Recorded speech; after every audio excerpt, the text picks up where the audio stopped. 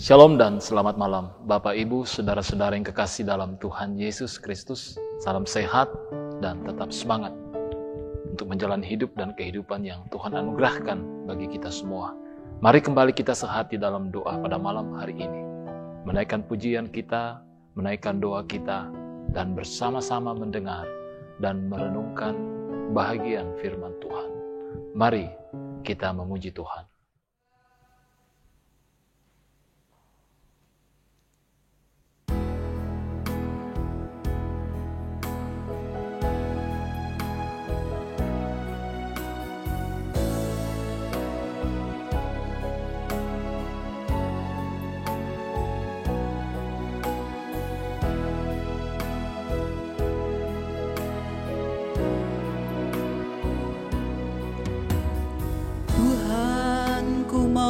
Menyenangkan-Mu,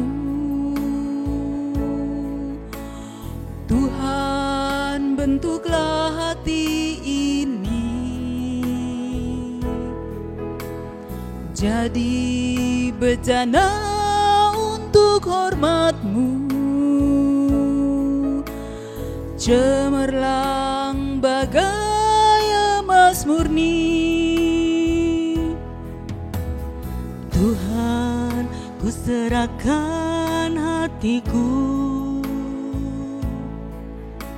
semua ku berikan padamu. Kudus dan hingga tulus selalu, agar aku menyenangkan-Mu.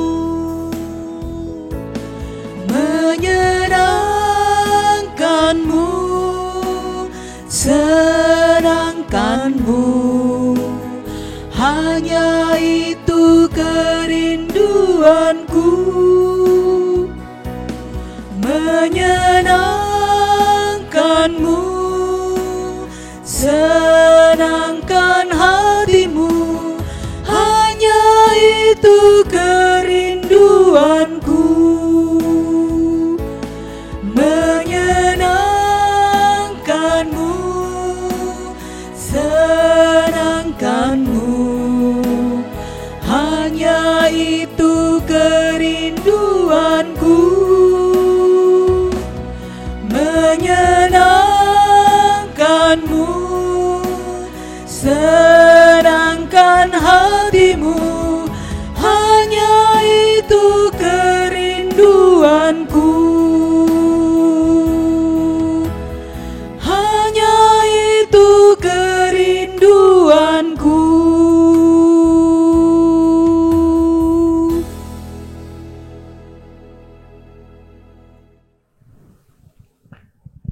Pembacaan firman Tuhan pada saat ini terambil dari Kisah Rasul pasal 7 ayat 54 hingga ayatnya yang ke-60.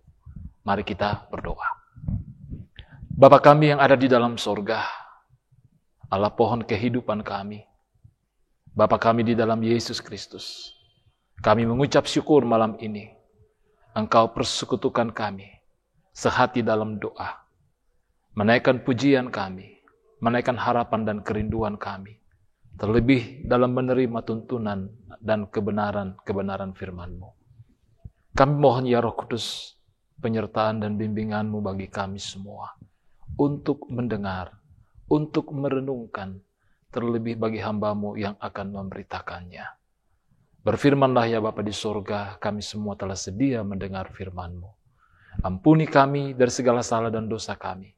Dalam nama Yesus Kristus, kami berdoa dan mengucap syukur. Amin. Firman Tuhan pada hari ini diambil dari Kisah Para Rasul 7 ayat 55 sampai 60. Stefanus dibunuh, Saulus hadir. Tetapi Stefanus yang penuh dengan Roh Kudus menatap ke langit, lalu melihat kemuliaan Allah dan Yesus berdiri di sebelah kanan Allah. Lalu katanya, sungguh aku melihat langit terbuka dan anak manusia berdiri di sebelah kanan Allah. Maka berteriak-teriaklah mereka dan sambil menutup telinga serentak menyerbu dia. Mereka menyeret dia keluar kota, lalu melemparinya, dan saksi-saksi meletakkannya jubah mereka di depan kaki seorang muda yang bernama Saulus. Sedang mereka melemparinya, Stefanus berdoa katanya, "Ya Tuhan Yesus, terimalah rohku." Sambil berlutut dia berseru dengan suara nyaring, "Tuhan, janganlah tangguhkan dosa ini kepada mereka." Dan dengan perkataan itu meninggallah ia. Demikian firman Tuhan hari ini. Amin. Iman yang mengarah pada Allah, tema renungan kita pada malam hari ini. Saudara-saudara yang kekasih dalam Tuhan Yesus, tidak sedikit orang yang beriman mengalami yang namanya hambatan dalam dia mengekspresikan, mengaktualisasikan tentang imannya dalam kehidupannya. Tentu itu tidak mudah, karena kita tidak memiliki kemampuan untuk dapat membuktikannya dalam kehidupan sehari-hari. Padahal kita tahu bahwa sesungguhnya Tuhan memilih manusia untuk menjadi umatnya, agar ia berani mengakui komitmen dan imannya secara terbuka di hadapan semua orang. Seperti yang telah diteladankan sendiri oleh Yesus Kristus, Juru Selamat kita, ketika ia ada di bumi ini. Nah, Yesus mengarahkan seluruh aspek iman pada kehendak Bapa secara murni. Ada relasi yang begitu kuat, sehingga berani menghadapi berbagai tantangan dan persoalan yang tidak ringan dari para ahli Taurat misalnya, maupun imam. Dan hal ini pun telah dilakukan Stefanus dalam pembacaan kita tadi, secara baik yang dibuktikan sampai titik darah penghabisan, di mana ia tetap memuliakan Tuhan dan menyatakan berkat dan kasih bagi orang yang menganiaya dia. Sulit memang untuk menyatakan itu, tetapi dalam iman yang sungguh di hadapan Tuhan, Stefanus menyatakan itu kepada orang-orang yang menganiaya dia. Ampunilah mereka. Senada yang pernah kita dengar ketika Yesus beratas di kayu salib. Nah, saudara-saudara, iman kepada Tuhan harus memang diekspresikan dalam kehidupan sehari-hari, sekalipun harus menghadapi berbagai tantangan yang tentunya tidak ringan. Ada pengharapan Tuhan yang disediakan bagi tiap-tiap orang yang mampu bertahan menyatakan imannya secara terbuka sebagai respons, sebagai tanggapan terhadap firman Tuhan dan anugerah yang Tuhan berikan. Nah, saudara-saudara, mengapa banyak orang yang mengaku beriman tetapi tidak secara totalitas hidup bagi Tuhan? Jawaban sederhananya adalah karena tidak mengarahkan orientasi imannya, hubungannya kepada Tuhan, melainkan pada hal-hal yang sifatnya sekuler atau duniawi, sehingga iman yang dimiliki hanya berkutat pada pemenuhan kebutuhan hidup semata. Dengan kata lain, beriman kepada Tuhan hanya untuk memperoleh pemenuhan duniawinya secara materi maupun kehormatan. Beriman kepada Tuhan hanya untuk mendapatkan berkat. Lebih kepada berkat dan bukan kepada sumber berkat itu, yakni Tuhan. Nah, hidup bagi Tuhan, saudara-saudara yang kekasih, berarti kita siap menerima yang namanya konsekuensi yang logis dari iman kita. Karena kita tidak lagi mengutamakan hal-hal yang sifatnya sekuler, meskipun kita membutuhkan itu. Tapi secara prinsip atau poin pentingnya adalah kita menempatkan apa yang menjadi kehendak Tuhan di atas kepentingan-kepentingan dalam kehidupan kita. Sehingga apapun yang terjadi dalam hidup di dunia ini tidak menjadikan kita kehilangan kemuliaan Tuhan. Saudara-saudara yang kekasih, ekspresi hidup orang beriman itu bukan sekedar ditunjukkan melalui konsistensi, sikap atau tindakan kehadiran beribadah di gereja semata. Tidak hanya datang beribadah, ikut ibadah pada setiap hari Minggu, ikut ibadah secara virtual, melainkan dapat mengarahkan hidup menjadi berkat bagi orang lain, sekalipun memiliki berbagai alasan dan tidak mungkin untuk melakukannya. Dorongan imannya lebih kuat, sehingga ia merana jika tidak mampu menghadirkan damai sejahtera bagi kehidupan orang yang ada di sekitarnya. Marilah saudara-saudaraku yang kekasih, kita terapkan dalam konteks kehidupan kita pada masa kini, apalagi di tengah-tengah pandemi ini, agar kita mampu menjaga kualitas iman secara baik dan mengarahkannya hanya demi kemuliaan Tuhan. Karena kita tahu bahwa godaan duniawi masa kini begitu kuat, sehingga jika kita tidak mengarahkan iman kita kepada Allah, maka kita akan mudah menjadi silau dan kehilangan arah, dan pada akhirnya kita pun akan mengalami kesulitan untuk membuktikan iman karena takut kehilangan kehormatan, takut kehilangan kebahagiaan dalam hidup ini. Oleh sebab itu, marilah kita fokuskan kembali tugas dan panggilan kita sebagai orang beriman, agar dapat mengarahkan iman yang seutuhnya kepada Allah dengan benar, dan menghadirkan damai sejahtera bagi orang di sekitar, bahkan tidak gentar sedikit pun dalam menghadapi berbagai kesulitan hidup. Dengan mengarahkan iman kepada Allah, membuat kita fokus pada kehendak Tuhan, dan selalu mengutamakan hidup bagi hormat dan kemuliaannya, serta rela berkorban bagi semua orang sebagai ekspresi penghayatan iman yang berbuahkan kasih dan menyenangkan hati Tuhan. Jadi saudara-saudara, arahkanlah iman, hidup dan kehidupan kita hanya kepada Allah. Roh Kudus menolong kita. Amin.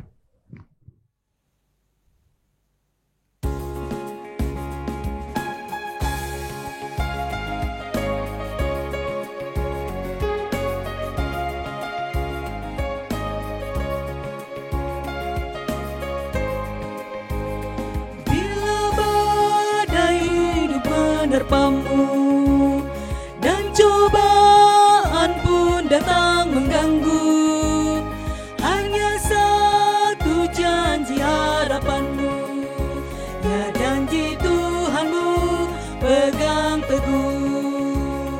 Bila badai hidup menerpamu dan cobaan pun datang mengganggu, hanya janji harapanmu, ya janji Tuhanmu pegang teguh.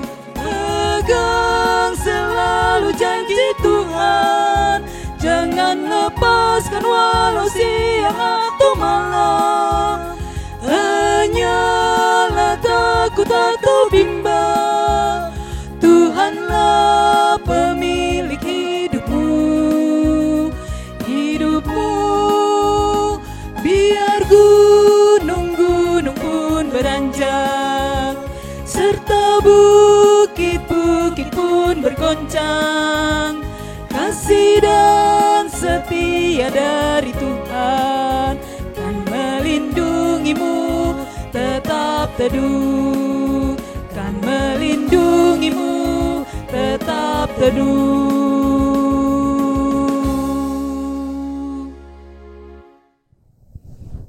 Mari kita menaikkan doa syukur kita.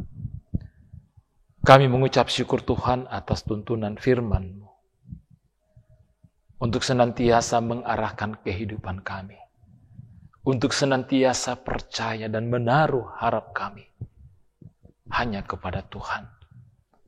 Kami menyadari realitas kenyataan hidup yang kami jalani, bahwa kami senantiasa diperhadapkan oleh berbagai kesulitan-kesulitan hidup, oleh berbagai tantangan yang menantang iman percaya kami di hadapan Tuhan.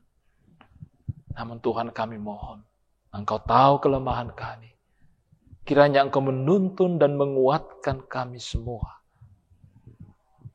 di dalam dapat merefleksikan, menghayati akan iman kami dalam hidup ini untuk kemuliaan Tuhan. Berkati kami semua dalam kehidupan pribadi dan dalam kehidupan rumah tangga. Kami semua dalam berbagai pekerjaan dan tanggung jawab. Kami dalam berbagai perjuangan kami. Juga bagi anak-anak kami dalam pertumbuhan iman dan jasmani mereka. Anugerah hikmat dan kekuatan pengetahuan berikanlah bagi anak-anak kami ya Tuhan. Juga bagi saudara-saudara kami yang bergumul oleh karena berbagai persoalan-persoalan hidup dalam rumah tangga, di tengah-tengah kehidupan perjuangan untuk mendapatkan pekerjaan, di tengah-tengah berbagai kelemahan dan sakit, dan juga di dalam pemulihan. Berkati orang tua kami para lansia dalam menjalani usia indah kehidupan mereka. Dan pun juga ya Tuhan bagi kehidupan bangsa dan negara kami, pemerintah kami, khususnya di tengah-tengah pergumulan bersama menghadapi pandemik ini. Terima kasih Bapa di sorga. Berkati kami semua jikalau sebentar kami akan membaringkan tubuh kami. Ada keletihan dan kelemahan yang kami alami, Tuhan pulihkan, anugerahkan semangat yang baru. Ampuni kami Tuhan dari segala salah dan dosa kami. Sempurnakan doa kami ini. Kami datang di dalam nama Yesus Kristus, yang itulah Tuhan dan Juru Selamat kami yang hidup, yang sudah mengajar kami berdoa. Bapa kami yang di sorga, dikuduskanlah namamu, datanglah kerajaan-Mu, jadilah kehendak-Mu di bumi seperti di sorga. Berikanlah kami pada hari ini makanan kami yang secukupnya, dan ampunilah kami akan kesalahan kami, seperti kami juga mengampuni orang yang bersalah kepada kami. Dan janganlah membawa kami ke dalam pencobaan, tetapi lepaskanlah kami daripada yang jahat. Karena Engkaulah yang punya kerajaan dan kuasa dan kemuliaan sampai selama-lamanya. Amin. Puji syukur kepada Tuhan untuk kebersamaan kita pada malam hari ini. Tetap setia, tetap semangat, salam sehat, shalom dan bongi melo.